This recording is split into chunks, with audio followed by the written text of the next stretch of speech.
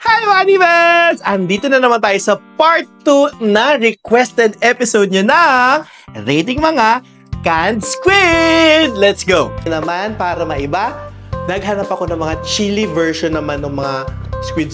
I'm not sure if it's sweet and chili, basta may chili. And gagamit tayo ng blindfold para walang bias sa brand. Ayan na! Bakit hindi amoy ano ngayon to? Nakaraan. Naligo. Yeah. Medyo bland yung lasa niya for my liking. Para siyang diluted na may water. Hindi ganun ka-dominant yung lasa ng pagka-squid and hindi ko malasahan yung chili na i-expect ko.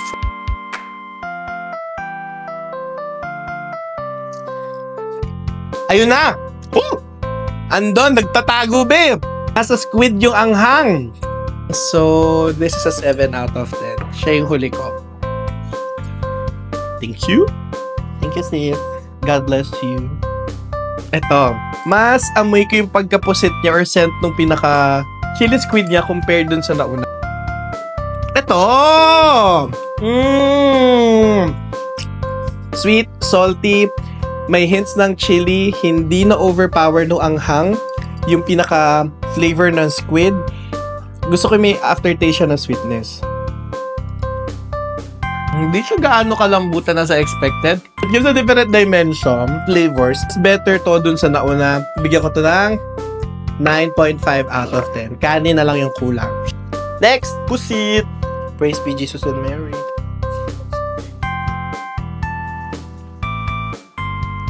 Isa pa. To be fair, iba yung timpla niya compared sa mga naunang natikman ko. It's not bad. Hindi ko lang ma-distinguish yung lasa ng puset. Parang puro chili lang siya. Chili sweet and chili na halo sa tubig. Parang ganon. So, bibigyan ko to ng 6 out of 10. So, ito yung huli. Pangalawa ko yung first. Tapos yung huli yung last. And ayun na nga, salamat sa nag-ayos sa aking mga angels. Angels na. And reveal time! And so far, hindi ako familiar sa mga brands na kinain ko. So, masusurprise talaga ako dito sa kung ano to mga to. So, po tayo, no? Ito ay 3, 2, 1. Ano nga? Sa screen ako nakatingin, kaya hindi ko pa siya kita. Unipack. Okay, so third place and ang ating second place. 555.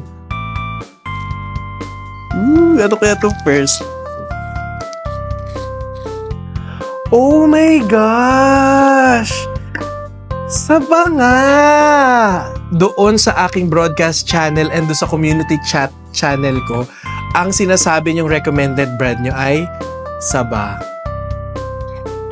In fairness, para sa akin, ito ang aking top 3 and sana makatulong to sa pag-grocery nyo and pagpili ng mga susunod na brand. So, hindi nyo na kailangan mag-trial and error dahil ako na ang gumawa para sa inyo. So, sana nag-enjoy kayo sa video na to and sana parating masarap ang ulam nyo kahit hindi tayo